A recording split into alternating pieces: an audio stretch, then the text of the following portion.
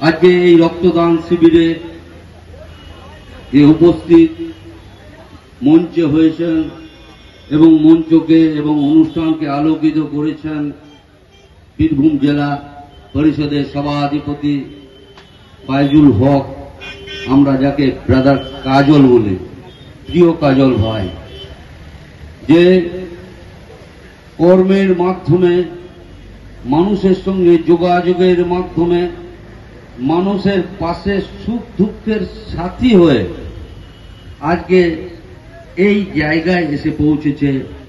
কোনো দাদা বন্ধু তাকে হাতে ধরে কাউকে সরিয়ে দিয়ে চেয়ার সরিয়ে সেই চেয়ারে বসিয়ে দেওয়া নেই। তার যোগ্যতা, একাগ্রতা, নিষ্ঠা, কর্তব্য, মানুষের প্রতি ভালোবাসা, মানুষের প্রতি প্রেম, মানুষের প্রতি সহযোগিতা এবং বিপদের পাশে সুখের পাশে সুখ দুঃখের সাথী হয়ে আজকে আমরা বীরভূম জেলার যে সভাধিপতি পেয়েছি ভাতৃপ্রতিম কাজলকে।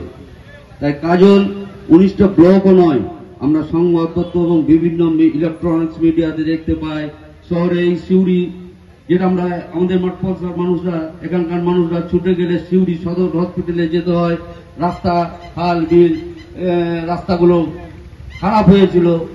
একটা পেশেন্টকে দেখতে গিয়ে কাজল আমাদের জেলা পরিষদের সভাধিপতি তৎক্ষণাৎ পিডব্লিউডিকে ডেকে, সিওএইচকে ডেকে রাস্তার যাতে সুরা হয়, তা যে তাড়াতাড়ি যে সঠিক ব্যবস্থা, কথা কম কাজ বেশি, তার নাম কাজল।